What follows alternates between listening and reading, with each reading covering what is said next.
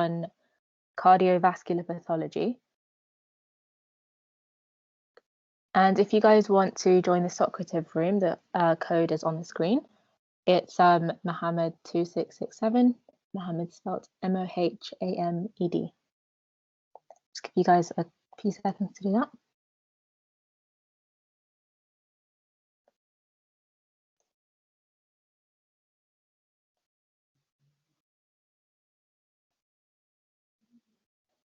Okay, so there are going to be three kind of broad sections in this talk.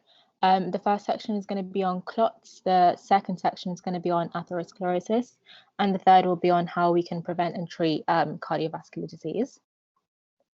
So firstly, we'll cover thrombosis, and thrombosis is kind of defined or described as hemostasis in the wrong place. So before we go into it, let's do a quick refresh on what hemostasis is. So hemostasis is the process by which bleeding from a vessel is stopped, essentially. And it's a normal process. It occurs in response to the damage of a blood vessel, which first of all causes vasoconstriction. Then platelets aggregate and they form an unstable plug to initially stop the bleeding. And then the coagulation cascade occurs, which involves fibrin to be laid and blood cells as well as other substances to be trapped. And this forms a very sturdy, stable clot. And eventually, when the vessel is repaired, the clot will dissolve. And then to just have like a closer look at the coagulation cascade part of things, because it's something that I myself always found a bit confusing. So the coagulation cascade is the part of hemostasis that allows fibrin to be deposited so that the initial platelet plug can form a stable clot. So it involves a series of proteins, which we call factors, and these factors become sequentially activated. And the factors have different regulators, which can be drug targets, and we'll look more into them a bit later. So there are two pathways for coagulation, the intrinsic pathway and the extrinsic pathway. And the pathways both lead to the activation of factor 10, which converts prothrombin into thrombin. So because factor 10 is the key point now, which the two pathways converge, a handy way to remember it is X marks the spot because of the Roman numeral with the letter X. So anyway, once thrombin is formed, it converts fibrinogen into fibrin, and then fibrin is converted into an insoluble sort of polymeric version of itself. And the insoluble fibrin is the one that forms the mesh, traps the blood cells and other products to form the final clot. And then, like we mentioned before, after the effective healing occurs, the clot can be dissolved by plasmin. So overall, you have intrinsic and extrinsic pathway, factor 10, thrombin, fibrin, and then a stable clot is formed at the end. And just a side note that each of the factors of coagulation is written as its Roman numeral, and then another version which is like the Roman numeral followed by the letter A for active. So you can see here it's like factor 10 and factor 10A. And I put the active version of each one in a box just because I think it's easier to focus on one part of each step. And yeah, so anyway, let's go back to understand what the steps are of the intrinsic and extrinsic pathways that get us to factor 10. But before we do that, let's do a quick Socrative question. And the question is, which of the factors is part of the extrinsic pathway of coagulation? I don't expect you guys to know this, so, you know, pick a random one if you want.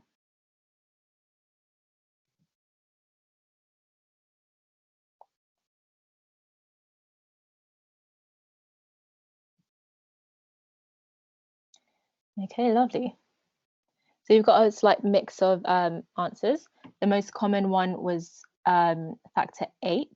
The correct answer is factor 7, and there's not really much rationale to this. Is quite like an arbitrary set of options that I gave you, but we'll look through the actual cascade in a sec, and then hopefully you guys will kind of get the picture. So the intrinsic pathway is activated by direct contact with exposed endothelial collagen, and it has more steps. And then the extrinsic pathway is activated by tissue factor, which is released when the vessels are injured. And because there's just a lot of factors and it's kind of difficult to remember all, there's a mnemonic that I find kind of handy to remember this, and it's TENT7. And so the order of the factors in the intrinsic pathway spell TENT. So it's T for 12, E for 11, N for 9, and T for 10. And remember that 10 like marks the spot of the convergence of the pathways. And then the extrinsic pathway, 7 is the only key factor that gets us to factor 10. So 10, 7, intrinsic, extrinsic. And factor 7 also activates factor 9, just to put another spanner in the works. So it forms a kind of bridge between the pathways. So they're not just two separate things. The extrinsic pathway can also activate part of the intrinsic pathway. And why this all matters is because when we have a patient who has developed or is at risk of thrombosis, is at risk of a clot forming in a pathological place, we can use drugs that reverse or inhibit coagulation to reduce their risk. And we'll go into the details of this later on in the treatment section. But for now, that's just a quick summary of the coagulation cascade and how clotting happens in the first place. So now that we know how hemostasis occurs, we can talk a bit about the consequences of thrombosis. And like we said, thrombosis is hemostasis in the wrong place. So it happens when you have a clot that's formed within a blood vessel. And this thrombus that's formed, it can either decrease the blood flow or completely block the blood flow through that vessel. And it can also break off and form emboli, which can block distal vessels later down the line. And thrombosis can occur in either the arteries or the veins, and the pathogenesis and the features of each arterial and venous thrombosis differs a little bit. So in the arteries, the thrombi usually occur after an atherosclerotic lesion ruptures. And on the other hand, in veins, there's usually no kind of chronic underlying pathology of the vein walls. Instead, like the slow flow of blood in the veins is a key risk factor. So for example, if you're not moving about much after a surgery or something. Going back to arterial thrombi, they're platelet rich, so they appear white, whereas venous thrombi are rich in fibrin and red blood cells, so they appear red because of the red blood cells.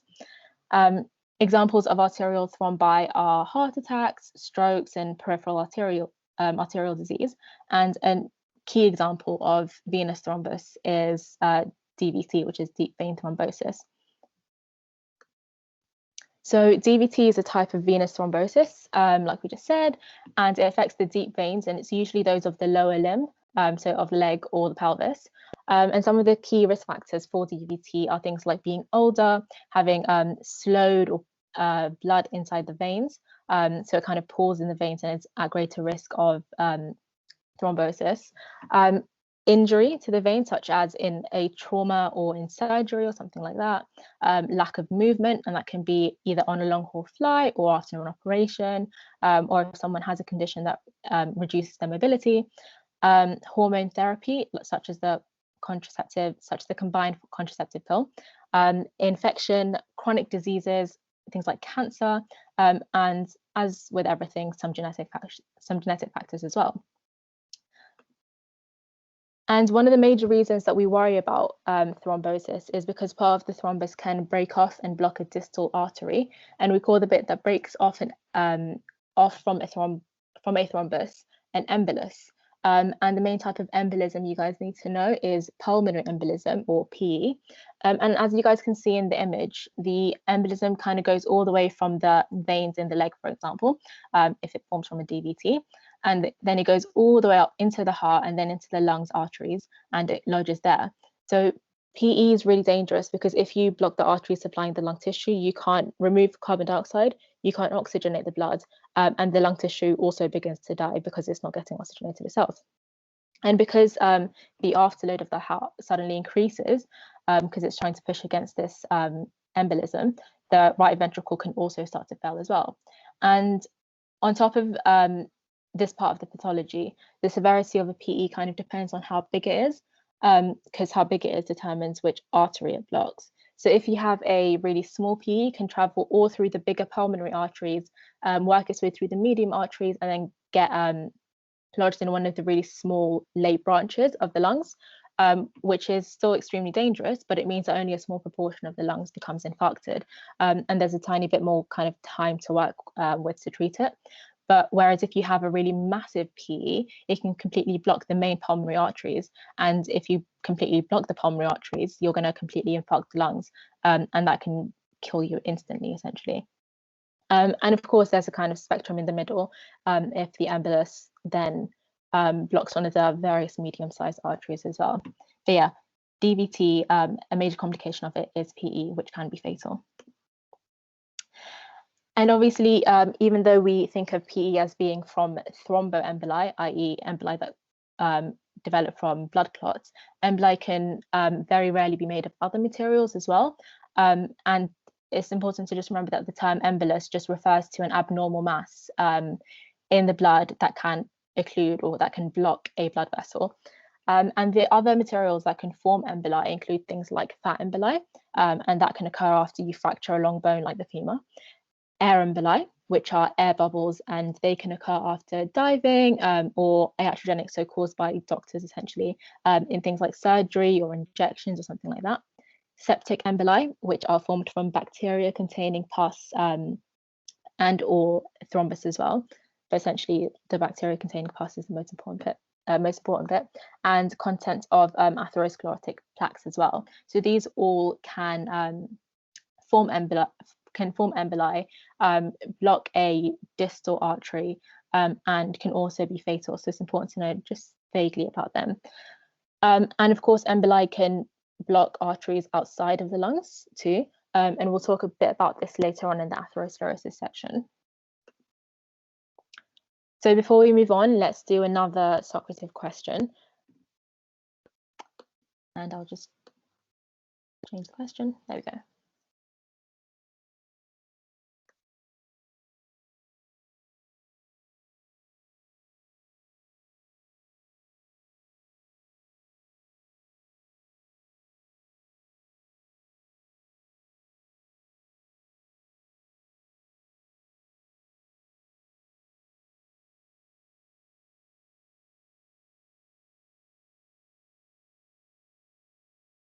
Okay, fantastic. Yeah, so most of you got that one right, and they do appear red normally. Venous thrombi are high in fibrin and red blood cells, whereas arterial thrombi are high in platelets. So the venous ones high in fibrin and red blood cells appear red, whereas the arterial ones, which are high in platelets, appear white, which is why B is the correct answer. And they can occur in normal veins. That's kind of a bit of a, I guess, a bit of like a trick statement, in that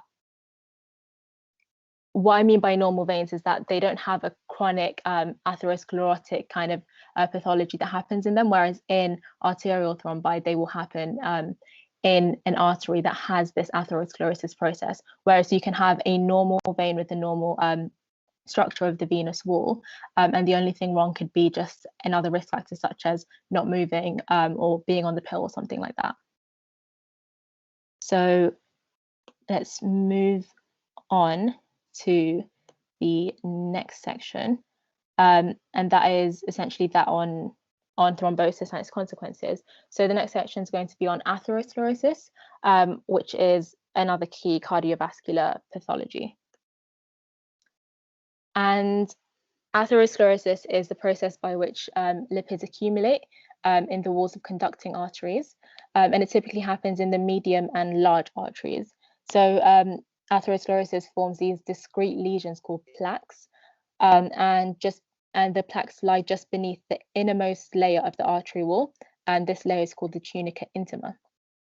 So atherosclerosis is a really long and slow process, and these plaques build up gradually in most people throughout all of our lives. And having said this, though, even though they build up in most people, the process can be sped up by various risk factors. And if you have more and more risk factors, you have a greater chance of having cardiovascular disease at the end of the day. So some of the key arteries that atherosclerosis happens in are the coronaries, the carotids, the renals, and the femorals. But it can technically happen in most arteries. And knowing about atherosclerosis is really important because cardiovascular disease is the leading cause of death worldwide. So let's look a bit at the risk factors. So which one of these is not a risk factor for atherosclerosis?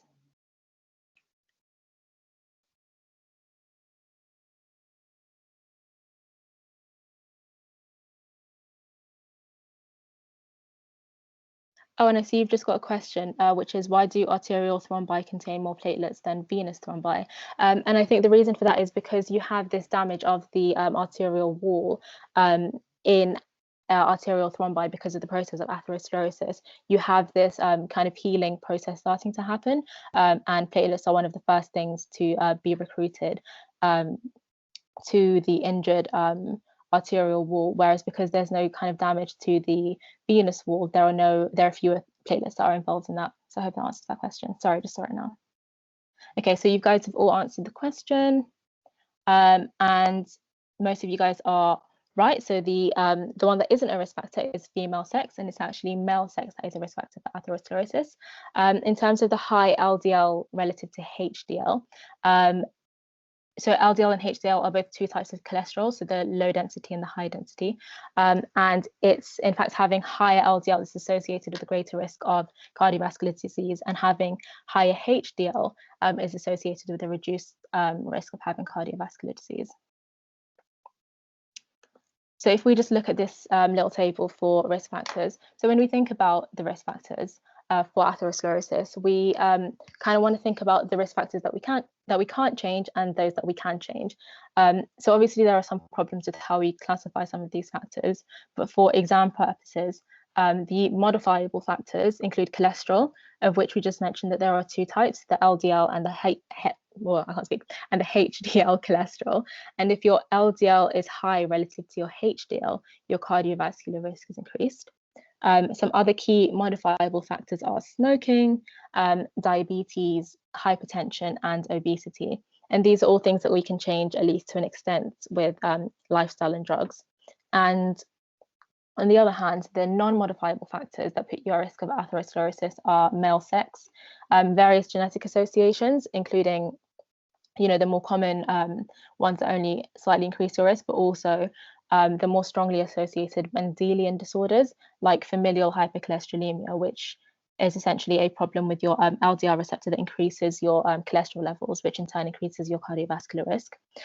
Race and ethnic group, including and particularly including being Black or South Asian, and family history, especially if you have a first-degree relative, such as a parent or a sibling who developed cardiovascular disease at a young age, in particular. So those are the risk factors for atherosclerosis, the modifiable and the non-modifiable ones. And there are two major epidemiological studies that kind of informed a lot of our understanding of risk factors. They're not in your core syllabus, so I'm not really going to go into them, but I've just put the slide here if you guys are keen on looking at them afterwards. And now let's go back to Socrates again, and we're going to talk a bit about the development of atherosclerotic plaques.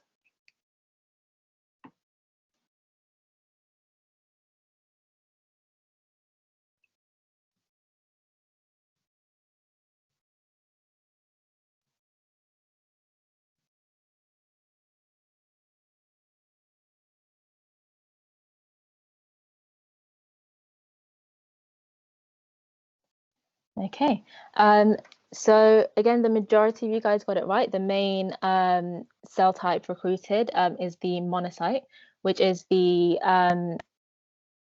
circulating undifferentiated macrophage. Foam cells was a kind of a bit of a trick because the foam cells are what the monocytes turn into after they've differentiated into macrophages and then taken up the cholesterol. That's what we call them, foam cells. But they're not recruited when the atherosclerotic plaque first starts to develop. And in terms of the vascular smooth muscle cells, they are also very key cells in the development of atherosclerosis, but they're already present within the wall of the artery. So they're not exactly recruited from a distal site. That might have been a slightly confusing wording of the question, but the main cell that is brought in from elsewhere is the monocyte. So let's just talk a bit about how an atherosclerotic plaque develops. And a kind of major theory in terms of atherosclerosis is that it's largely an inflammatory process, and your syllabus doesn't require you to know the details of the cellular or molecular mechanisms of atherosclerosis. So I'm not going to go into it in too much depth, but you kind of are required to know just the structure of the plaque. And I think it kind of helps to set that scene by talking a little bit about how we create that structure. So anyway, first of all, the endothelial lining of your artery becomes damaged. And the things that can cause this damage are mainly the risk factors, so things like tobacco from smoking, hypertension, and so on. And the sites of the arteries that are greatest risk of this endothelial damage are the bifurcations. And the reason that the bifurcations are at the greatest risk of damage is because they have more turbulent blood flow. And this can be, for example, where your common carotid in your neck splits into the internal and the external carotids. And then once your endothelial, once your endothelial lining is damaged, it triggers an inflammatory response.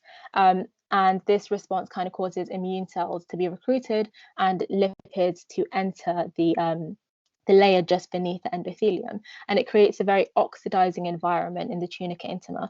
And platelets also bind to the collagen of the subendothelial layer as well. So you have these platelets, you have the immune cells, and you have a very oxidizing environment.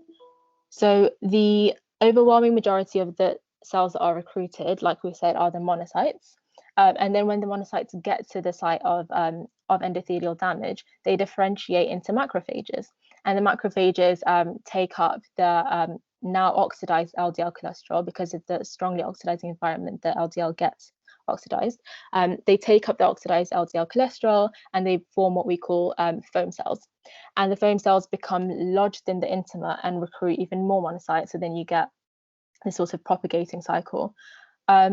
And so in this kind of first stage of atherosclerosis, the lesion is termed a fatty streak because you have this LDL within these macrophages. And so the core steps in this first stage is endothelial damage, inflammation, monocytes, cholesterol, foam cells.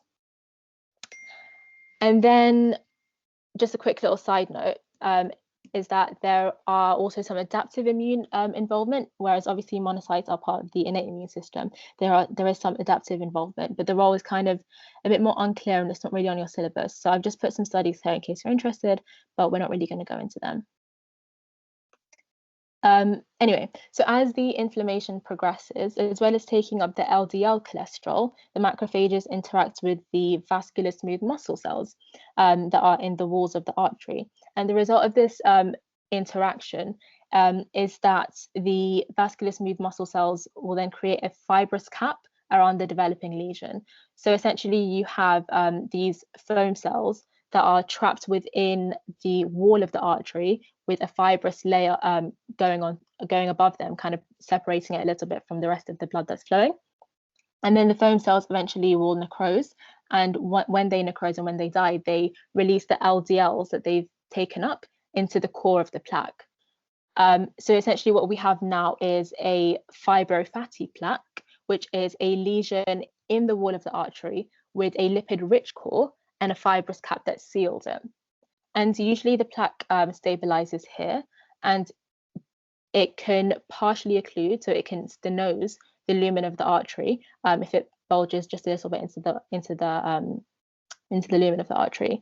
And if there is stenosis, then you can have some ischemic symptoms because you have less blood flowing to the distal tissue. And these symptoms will depend on where your atherosclerosis is, of course. So when we think about the symptoms, I find it helpful to think about it in terms of a spectrum of disease, depending on the severity of the atherosclerosis, the severity of the blockage of the artery, which will influence the severity of the symptoms and of the disease. So you can imagine that if we have just an atherosclerotic plaque that narrows the artery just a little bit, you may have some ischemia because less blood can get to the target tissue. But the ischemia will most likely be present when the oxygen demand is higher, such as if you're exercising.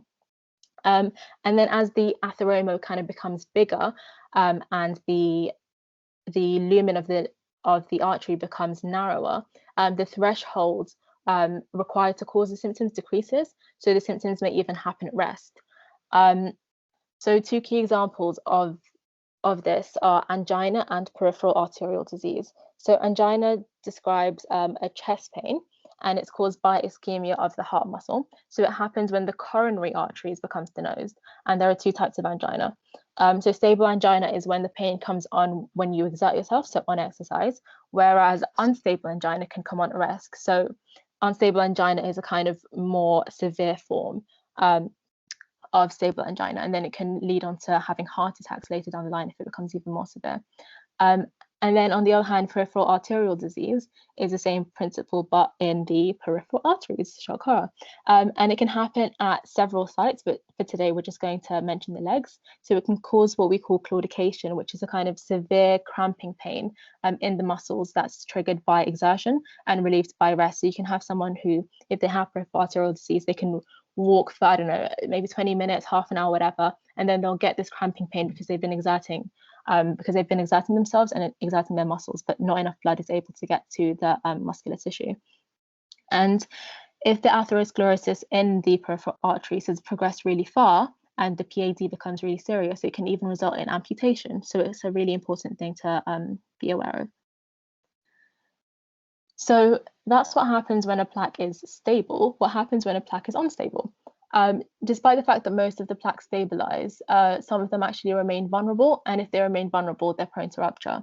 And essentially what happens is the macrophages can induce apoptosis of the vascular smooth muscle cells, and that causes the contents of the necrotic core, you know, that really lipid-rich core of the plaque, to contact the blood. And these contacts are really thrombogenic, and so they cause a blood clot to be formed. And then when this blood clot, when this thrombus is formed, it can further narrow the artery when it settles, and that can result in even more severe ischemic symptoms.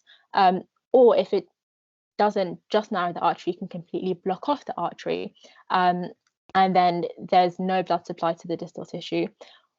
Or it can cause an embolus, like we mentioned earlier, similar to the pulmonary embolus, which can then block off a distal artery to become occluded as well. So if the thrombus either occludes its own artery or forms an embolus that occludes a distal artery, it results in what we call an acute ischemic event. So compared to angina, for example, which builds up gradually and gradually reduces the oxygen supply to the heart and limits function just a little bit, an acute ischemic event in the coronary arteries, in other words, an MI, is sudden. It completely blocks off the supply and it threatens the survival of the heart tissue. And this, and of course the fact that it threatens life as well, makes it an emergency. So similarly, if the clot embolizes to an artery in the limbs, it causes acute limb ischemia, which is an acute limb-threatening disease that's kind of analogous to an MI, but just in the limbs.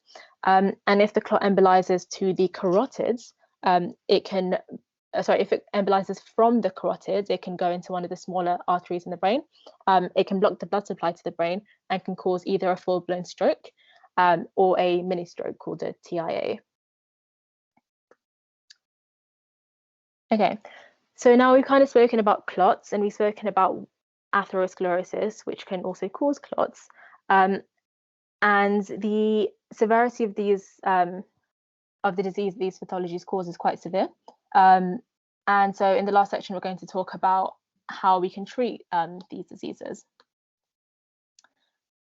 So the kind of broad categories for treatments of cardiovascular disease are lifestyle, drugs, and surgery. So the drugs that target the drugs in cardiovascular disease can target thrombosis as a whole, coagulation specifically, and lipids as well. And we can kind of think of it in terms of primary or secondary prevention. So primary prevention is when you treat someone who is at risk of CVD, whereas secondary prevention is when someone's already had some type of CVD and you're trying to prevent another event such as an MI. So let's look through these one by one. So the first section is kind of lifestyle. So for all types of CVD, lifestyle changes can be made. So quitting smoking is a really important change that can be made if someone does smoke, and it can really massively reduce your cardiovascular risk. Other lifestyle changes, such as eating a healthier, more balanced diet and increasing physical activity, are really important as well. And managing comorbid conditions, so other conditions that someone may have, like hypertension and diabetes, are also really important. And the when we kind of move on to looking at drugs, so the first key class of drugs that reduce cardiovascular risk are the statins, such as simvastatin or atorvastatin, which we use more commonly now. And they can be used as, again, primary or secondary prevention. So before someone actually gets a heart attack, or even after a heart attack or something, to prevent further disease. So statins are extremely effective at reducing cardiovascular risk. They've kind of historically been thought to work by reducing cholesterol levels, and that's kind of what you'll probably be taught. And how they do this is that they can inhibit the rate-limiting enzyme of cholesterol synthesis, and they can also upregulate the LDL receptor to take out LDL cholesterol from the circulation. But there's also some kind of increasing awareness about the cholesterol independent effects of statins. So things like immunomodulation, improving endothelial function, stabilizing plaques and inhibiting thrombosis. These are all kind of thought to be other effects of statins that can make them so effective in reducing cardiovascular risk. But regardless of what the mechanism is, what we do know is that they do work really, really well to reduce cardiovascular risk. And this was demonstrated by the 4S study, which again is not on your core syllabus. So we're not really going to mention it, but that's one of the key studies that support statin use. So now that we've spoken about statins, another key kind of drug target is thrombosis. And the first thing we're going to talk about is aspirin, which is a very commonly used antiplatelet drug. So aspirin irreversibly inhibits cyclooxygenases 1 and 2 by acetylating them. And these cyclooxygenases, these COX enzymes, produce prostaglandins, and the prostaglandins activate platelets. So essentially, in that way, aspirin reduces the platelet activity. And aspirin also suppresses the production of thromboxane 2, which stimulates the activation of new platelets and promotes aggregation of platelets. So aspirin has a couple different mechanisms through which it reduces platelet activity. And then another kind of group of drugs that target thrombosis are the thrombolytics, and the thrombolytics break down thrombi or emboli which have already formed. So if you have an acute condition, an acute ischemic event like a PE, for example, or an MI even, you can give someone something like streptokinase or TPA, tissue plasminogen activator, to break down a thrombus or an embolus when it's already been formed. And the final kind of group of drugs to mention are the glycoprotein 2B3A inhibitors, which prevent the binding of fibrinogen, and so they block platelet aggregation, and they can be used alongside surgical interventions for MI as well. So those are the statins and the thrombosis targeting drugs.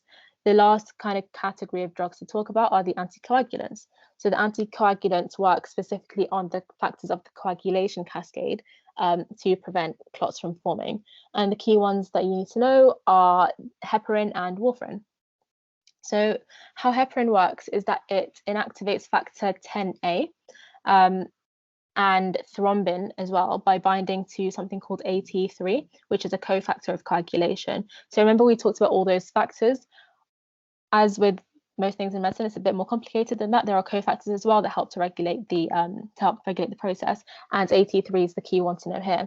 So heparin binds to AT3 to in turn inactivate factor 10A and thrombin. And if we remember that 10A is the factor that converts prothrombin into thrombin, and thrombin is the one that converts fibrinogen into fibrin, we can see how heparin results in the prevention of fibrin formation and clot production.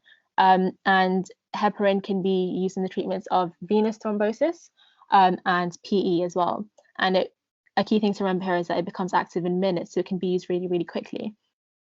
And then warfarin, on the other hand, is a vitamin K antagonist. So it inhibits the action of 4 key clotting factors, and these clotting factors are the 4 ones that depend on vitamin K for their action. So they are 2, 7, 9, and 10. And warfarin can be used in either the prophylaxis or the treatment of DVT or PE. So you can use it to prevent DVT or PE, or you can use it to treat it once it has already happened. And it can also be used to prevent thromboembolism if someone has atrial fibrillation, for example, or an artificial heart valve. And those are 2 conditions that increase your risk of having a thrombus and an embolus. So it can be used if you've been diagnosed with AF to prevent the chance of thrombosis happening. And compared to heparin, which becomes active within minutes, warfarin actually takes a full week to become active, a full week of taking it constantly to become active. And a major adverse effect of the anticoagulants is hemorrhage. So in which case you'd have to reverse the drug action. So for example, with warfarin, you can reverse it with vitamin K. So because warfarin acts on the vitamin K dependent factors, if you give vitamin K, it reverses its action. And just to show you where the anticoagulants actually work, let's quickly just go back to our coagulation cascade. So the blue arrows show the heparin targets, which are thrombin and 10A, and the purple arrow shows the warfarin targets, which are the vitamin K dependent factors, and those are 2, 7, 9, and 10. So just to confuse you guys even more, factor 2 is just another name for prothrombin.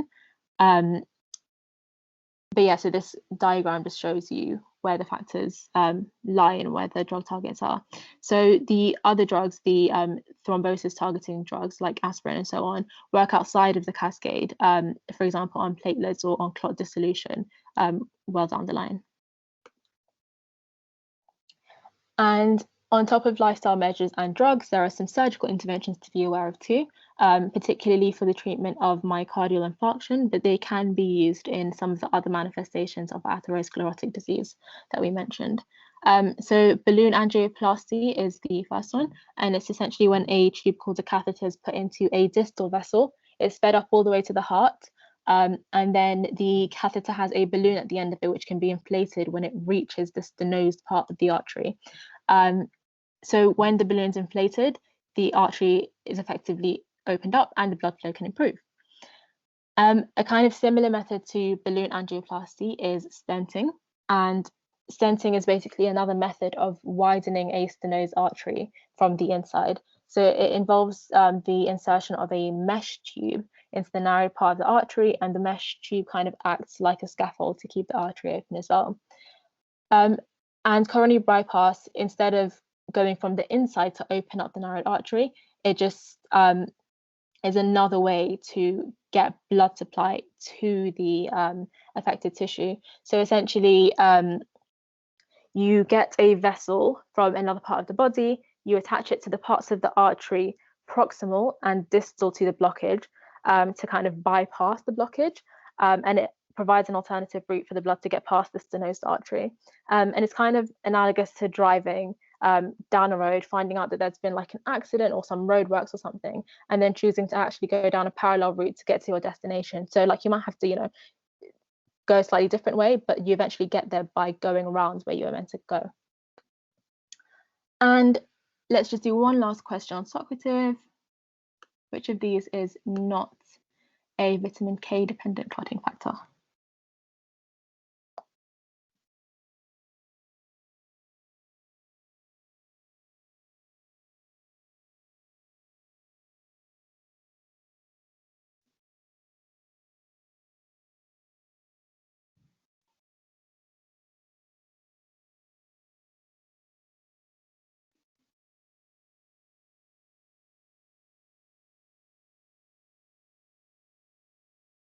Okay, most of you guys have answered now.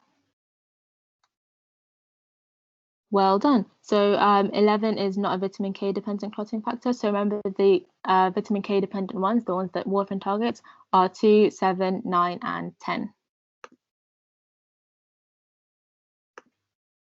Right, so that is that on the talk on cardiovascular pathology. I hope you guys found that useful. And if you have any questions, do just either drop them in the chat or shout them out, or you can email or message us on Facebook. Thank you guys so much.